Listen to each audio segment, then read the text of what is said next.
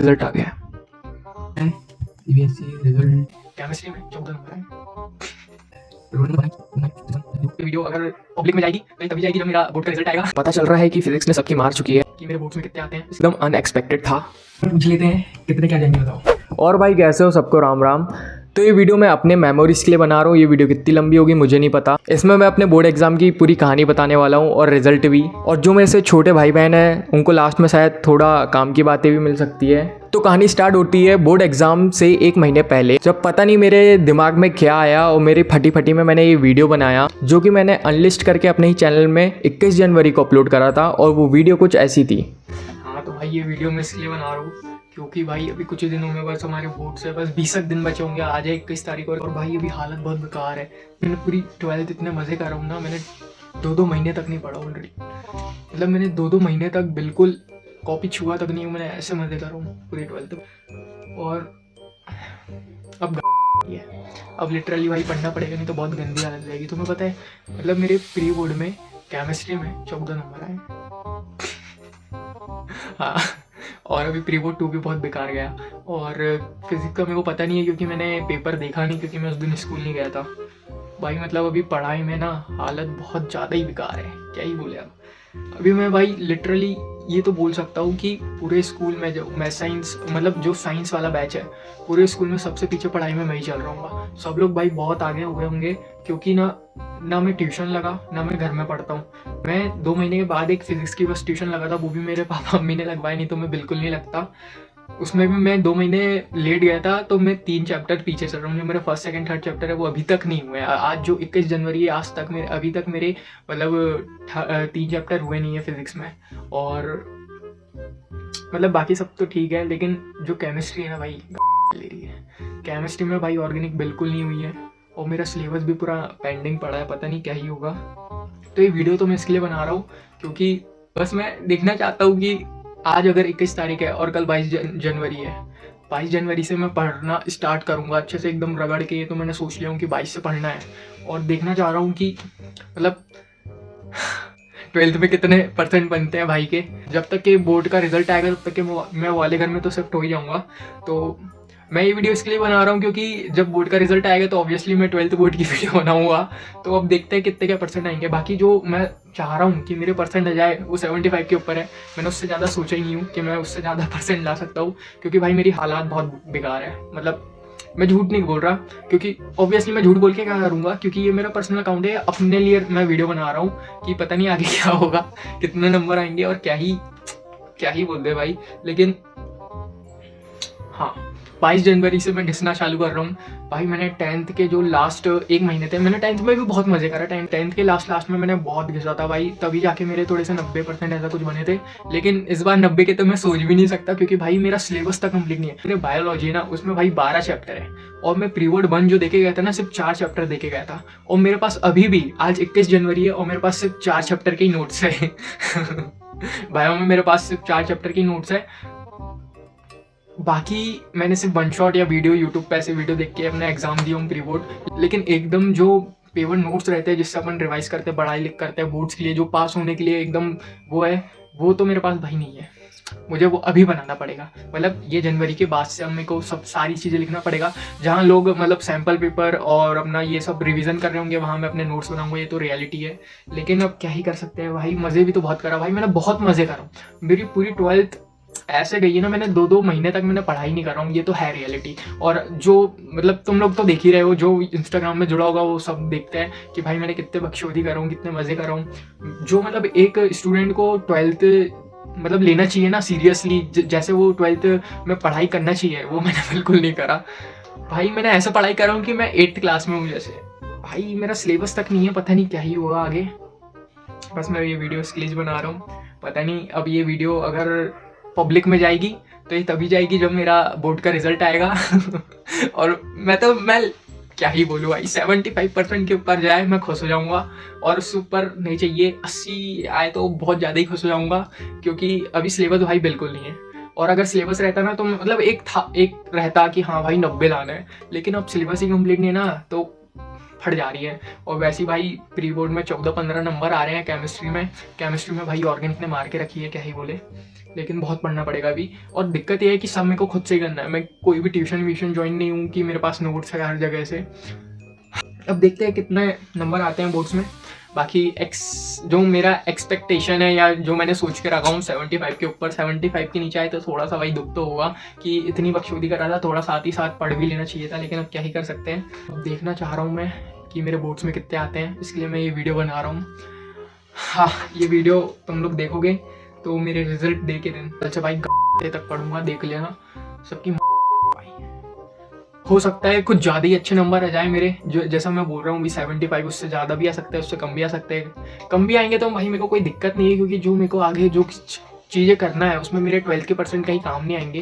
लेकिन फिर भी एक होता है यार पेरेंट्स का कि मेरा बच्चा अच्छे परसेंट लाए, अपने रिश्तेदारों के सामने वो फ्लैक्स कर पाए कि मेरे बेटे कितने आए हैं, तो वो चीज़ें को भी थोड़ा सा देखना पड़ेगा कि कितने के आते हैं। बाकी जो होगा देखा जाएगा, बस अब घसना है भाई, बहुत जोर के घसना पड़ेगा, नहीं तो कांड हो जाएगा, बहुत भयंकर वाला कांड हो जाएगा। और अभी तुमको मतलब ऐसा रियलिटी, रुको मैं तुम्हें बताता हूँ। ये देखो भाई, ये मेरा स्टडी टेबल, ये देखो यहाँ तुम जितने भी कॉलम दिख रहे हो ना, अगर कोई एवरेज स्टूडेंट भी है ना तो उसके ये आधे कॉलम में टिक हो जाना चाहिए था, लेकिन मेरे देखो ये मेरे इतने टिक है बस। और आज 21 जनवरी, और जो मैं तुम्हें बोल रहा था ना, ये देखो इंग्लिश भाई, इंग्लिश हिंदी तो हमने बस वन शॉट से निपटाए। ये देखो ये नोट सिर्फ 1 2 3 और एक और 4 चैप्टर, उसका मैंने टेक्निक लगाया, सिर्फ 4 चैप्टर की मेरे पास नोट्स हैं। केमिस्ट्री में जो मैंने तुम्हें बताया 3 चैप्टर हुए नहीं, ये मेरे प्री बोर्ड के हैं, प्री बोर्ड खत्म हो गया। प्री बोर्ड भाई बहुत टाइम वेस्ट करता है स्कूल में। और ये देखो भाई इतने दिन भी चले गए हैं, यहाँ सब अभी टिक लगाना है, आज 21 तारीख है और 30 डेज लेफ्ट, जब ये दिसंबर स्टार्ट हुआ था। एंड भाई ये देखो ये लास्ट डेट है, यहाँ तक मुझे अपना सिलेबस करना ही पड़ेगा, जो दिक्कत जाएगी। 19 को हमारा पहला बोर्ड का पेपर है हिंदी का, फिर इंग्लिश का है, फिर केमिस्ट्री। तो बस यही बोलना चाह रहा हूँ। अभी अगर ऐसा अपन देखा जाए तो मेरे पास सिर्फ 20 दिन है, 8 तारीख तक ऐसा अगर अपन अनुमान लगाए तो मेरे पास 20 दिन नहीं मेरे पास है, जिसमें मेरे को घसना है। नहीं तो मेरे साथ हो जाएगा स्कैम, बहुत भयंकर, बहुत ज़्यादा तेज वाला स्कैम हो जाएगा। और करना ये थोड़ा सा रिग्रेट तो होगा भाई, अगर 75 के ऊपर नहीं आया ना, थोड़ा सा रिग्रेट तो होगा कि यार पढ़ लेना था, लेकिन हम देखते हैं, लेकिन कोशिश पूरी करेंगे। और यहाँ मैं अपना डेली टारगेट लिखूंगा। देखो फर्स्ट सेकंड थर्ड चैप्टर के मेरे पास अभी नोट्स ही नहीं है, पीवाई क्यों करना है, ये वो फलाना वाला, अब इसको करना है मेरे को। हफ्ते का मैं टारगेट बनाऊंगा और भाई घस दूंगा, बहुत भयंकर वाली घस दूंगा। और ये मंजू 21 जनवरी, अब तुम्हें मिलेगा सीधे रिजल्ट के दिन, पता नहीं कितने परसेंट आएंगे, लेकिन घस पूरी दूंगा, देखते हैं अब। चलो ठीक है, बाय। तो अब तुमने वीडियो तो देख लिया है और तुम्हें पता चल गया है कि मेरी हालत कैसी थी। अब मैं तुम्हें रिजल्ट दे के दिन लेके चलता हूँ।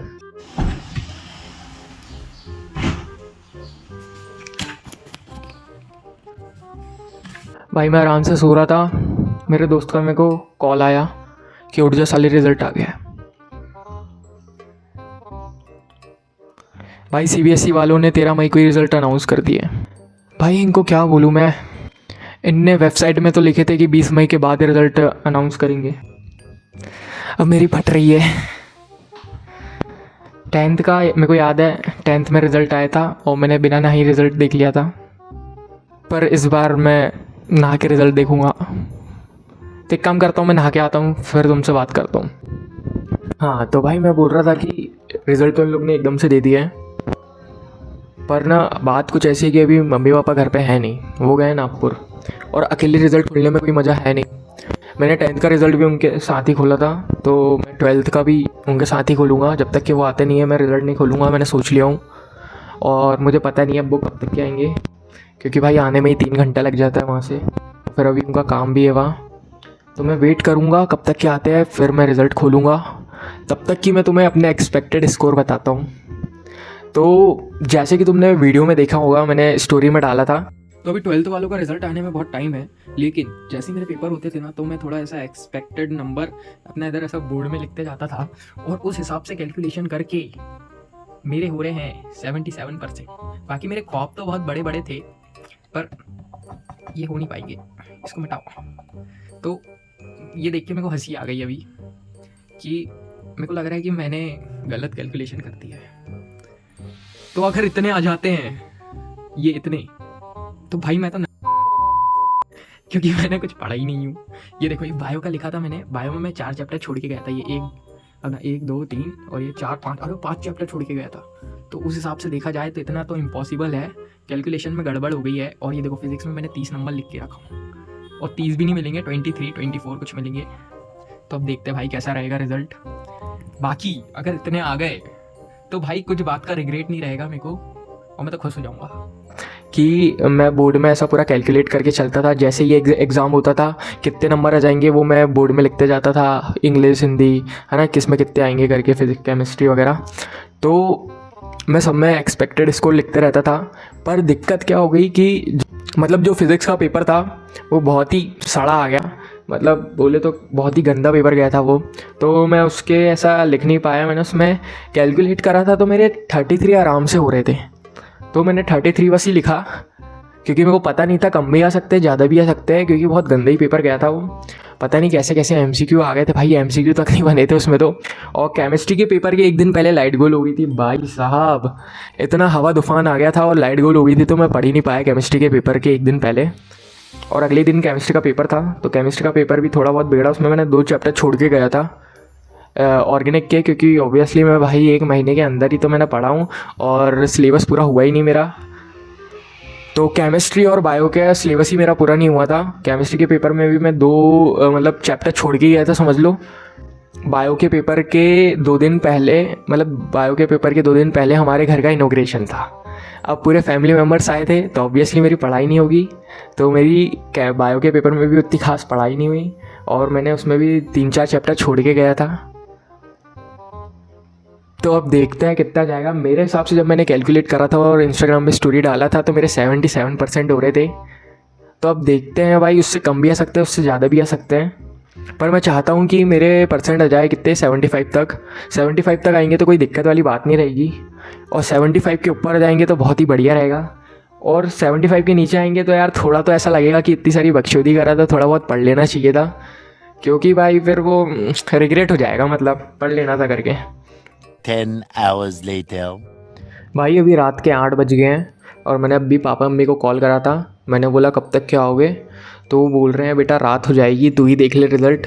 लेकिन मैं रिज़ल्ट देख ही नहीं रहा हूँ, जब वो आएंगे तभी देखूँगा। अब उनको आने में 1-2 बज जाएंगे, तब तक के मैं वेट कर रहा हूँ।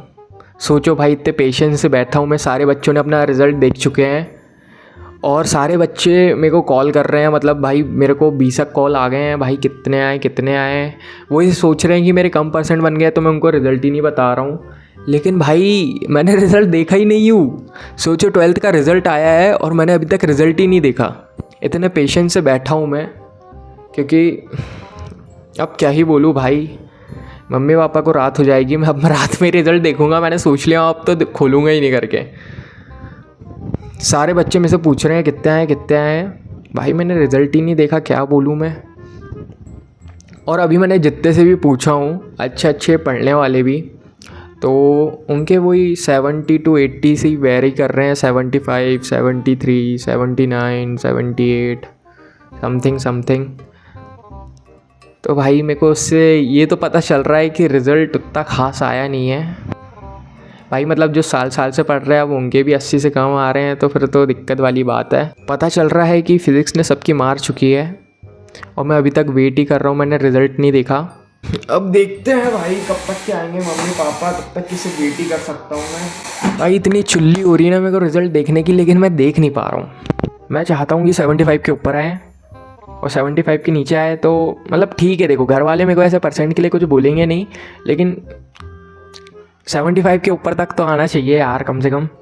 और अगर 80 आ गए तो भाई जो मैंने इतनी सारी बकचोदी कर रहा हूँ पूरी 12th क्लास, इतना मज़ा मस्ती कर रहा हूँ, तो वो सब एकदम बैलेंस हो जाएगा। मेरे को कोई बात का रिग्रेट नहीं रहेगा कि भाई मैंने इतना बकचोदी करा तो इतना पढ़ भी लेना था, क्योंकि 80% भाई ठीक ठाक ही होते हैं।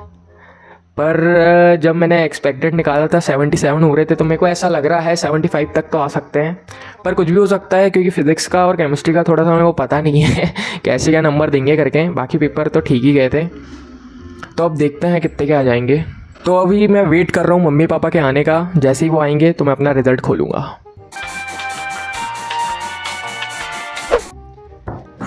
भाई रात के 2:30 हो गए हैं और अभी मेरे को कॉल आया है कि मम्मी पापा बस आ ही गए हैं। भाई सोचो मैंने इतना पेशेंस, एक दिन हो गया। सोचो 13 मई को आया था, आज 14 मई हो गई और मैं 14 मई को रिज़ल्ट देखूँगा अपना। तो जैसे ही आते हैं फिर मैं तुम्हें मिलता हूँ और रिज़ल्ट देखते हैं भाई। बहुत अब देखते हैं क्या होगा करके। ऐसे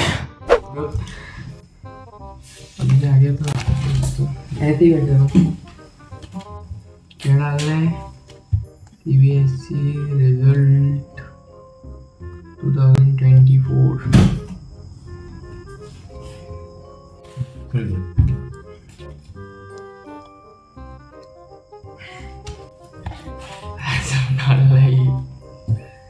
रोड नंबर 19617018, स्कूल नंबर है 54075, एडमिट कार्ड है HG015440।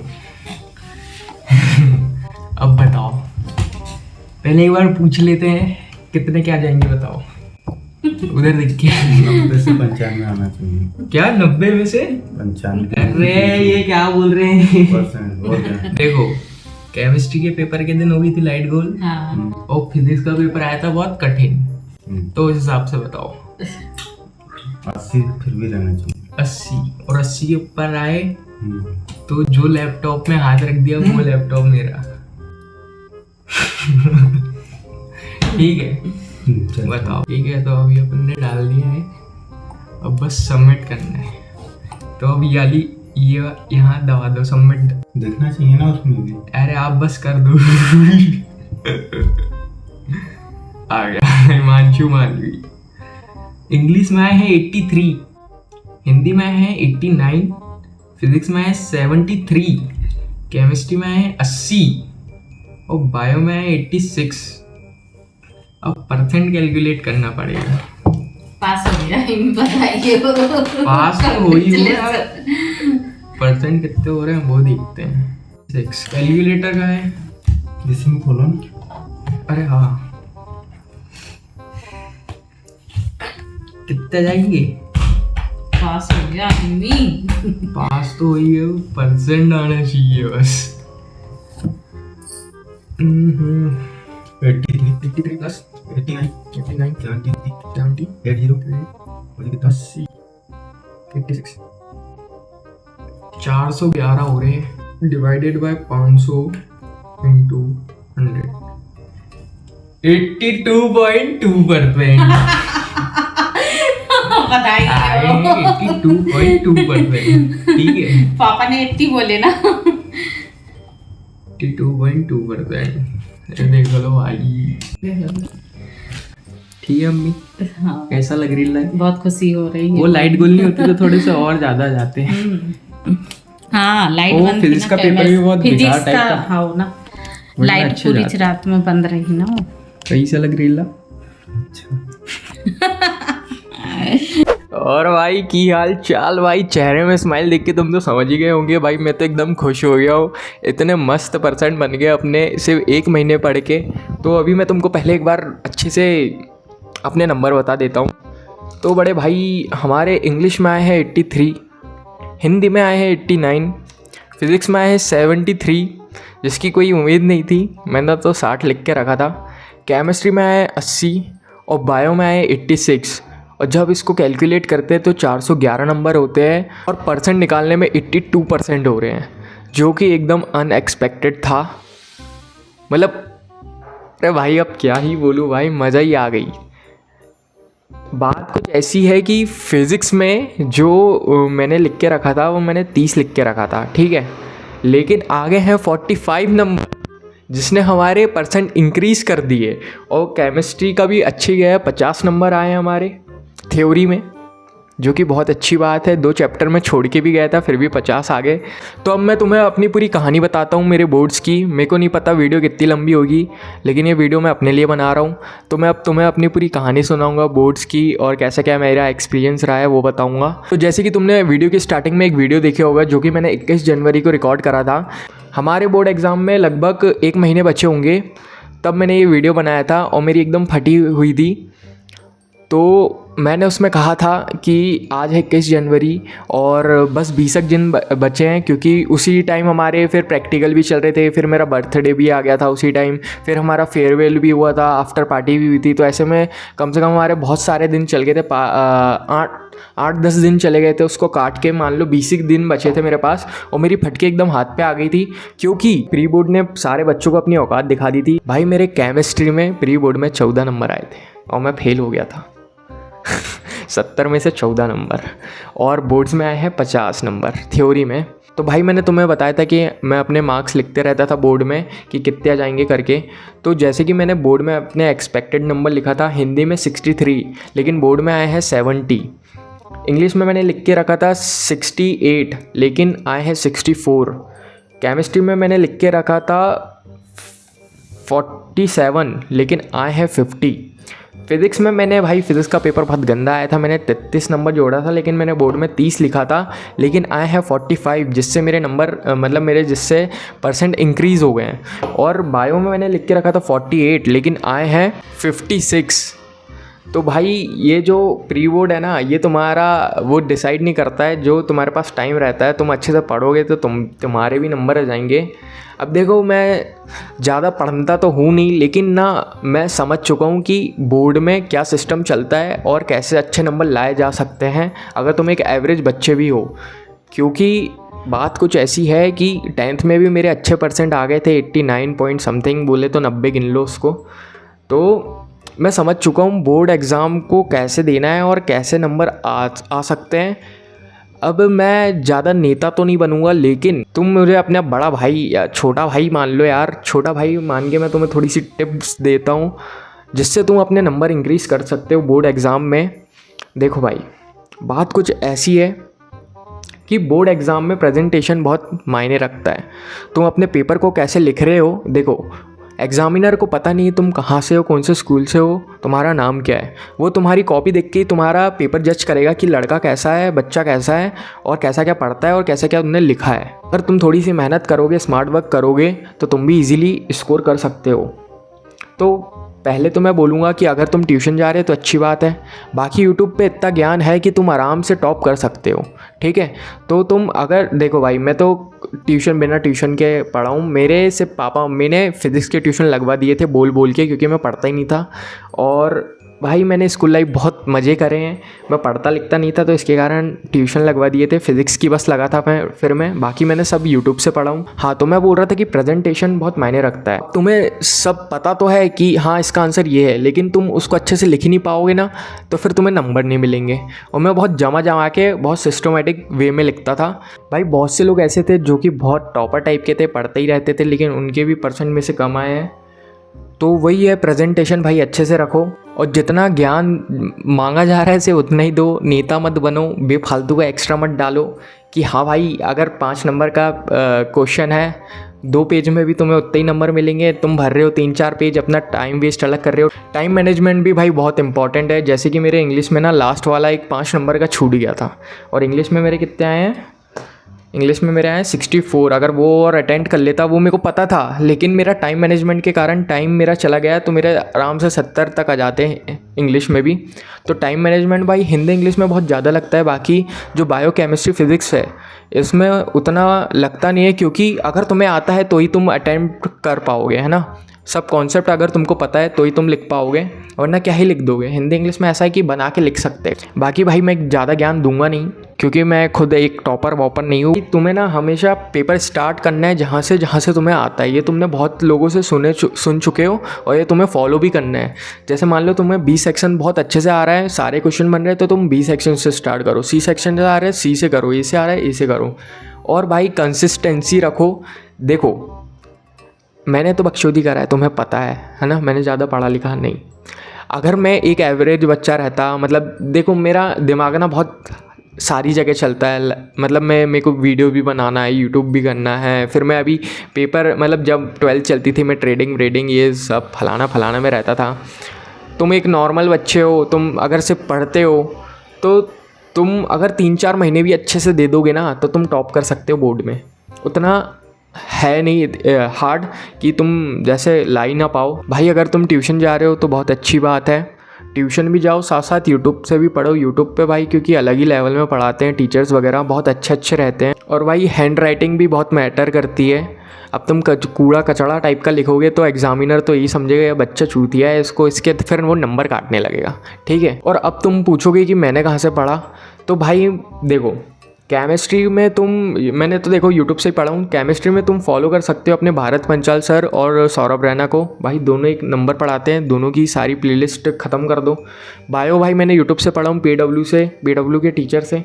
हिंदी इंग्लिश भाई ये तुम्हारे मार्क्स इंक्रीज़ करते हैं, तो हिंदी इंग्लिश को भाई हल्के में मतलब, जैसे देखो हिंदी में मेरे को 70 आ गए हैं, 80 में से, और इंग्लिश में भी अच्छे खासे आए हैं, तो ये तुम्हारे नंबर ना इंक्रीज़ करते हैं, स्कोर इंक्रीज़ करते हैं। भाई हमने तो साल भर हिंदी इंग्लिश को टच भी नहीं करा, जो गैप डेज था मैंने तो उसमें ही पढ़ा हूँ। मैं सच बता रहा हूँ, मैंने सिर्फ गैप डेज में हिंदी इंग्लिश पढ़ा हूँ। हिंदी में भाई 70 नंबर आ गए। हाँ, और मैं एक और बार बोलना चाहूँगा कि अगर तुम बायो वाले हो तो भाई ये CS IP में मरवाना, मेरी क्लास के लोगों ने भी मरवा चुके हैं, फिर बाद में वो हिंदी में आ गए थे। तो अगर तुम्हें मतलब कंप्यूटर में कुछ आगे करना नहीं है तो भाई तुम IP मत लो, हिंदी लो, ये तुम्हारे नंबर इंक्रीज़ करेगी।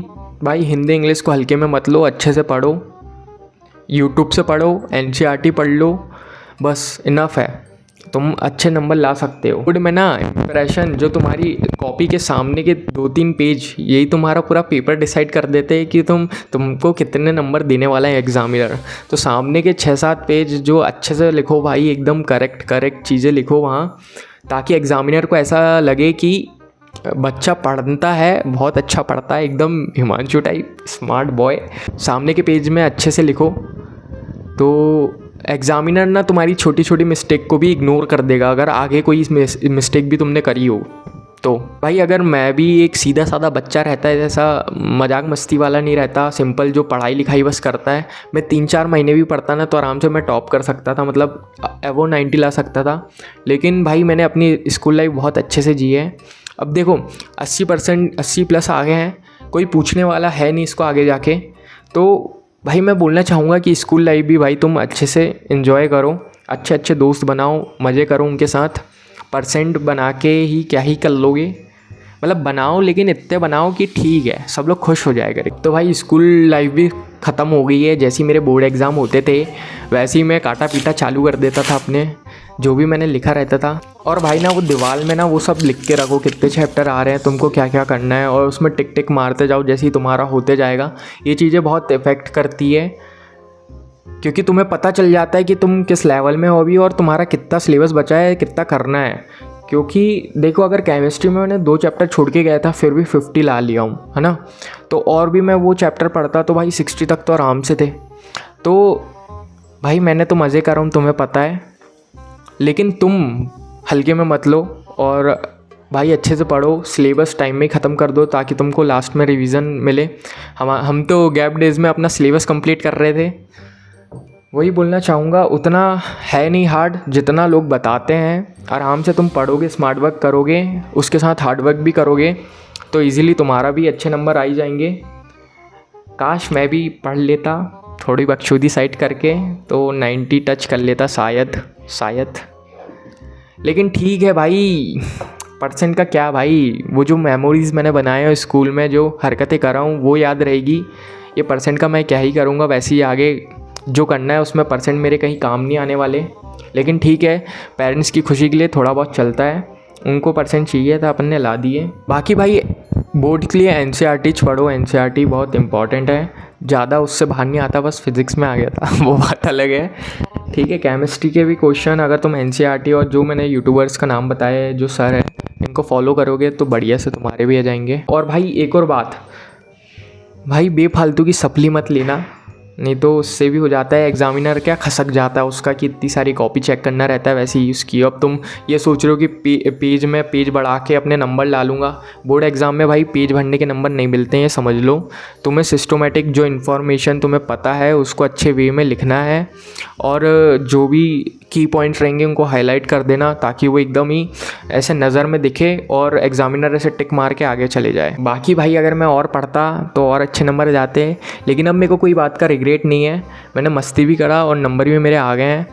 तो बस यही है बोर्ड एग्ज़ाम का मेरा मैं तो यही बोलूँगा कि भाई प्रेजेंटेशन इन्फॉर्मेशन जो पूछा गया है वैसे लिखो, कुछ भी अंड संड मत लिखो, सामने के 3-4 पेज ऐसे लिखो, हैंडराइटिंग अच्छी रखो और स्कूल लाइफ भी एंजॉय करो, कंसिस्टेंस रहो भाई तुम लोग, मैं तो नहीं रहा वो बात अलग है। और अच्छे से पढ़ो लिखो यार, ठीक है, और मजाक मस्ती भी करते रहो। बाकी फेयरवेल की वीडियो भी अब आने वाली है, मैंने सोचा था कि मतलब रिज़ल्ट आ जाए उसके बाद जाएंगे, थोड़ा बहुत शूट भी करना है, तो फेयरवेल की वीडियो भी आने वाली है। बाकी तुम लोग लाइक वाइक करके रखो, मिलते हैं अगली वीडियो में, बाय।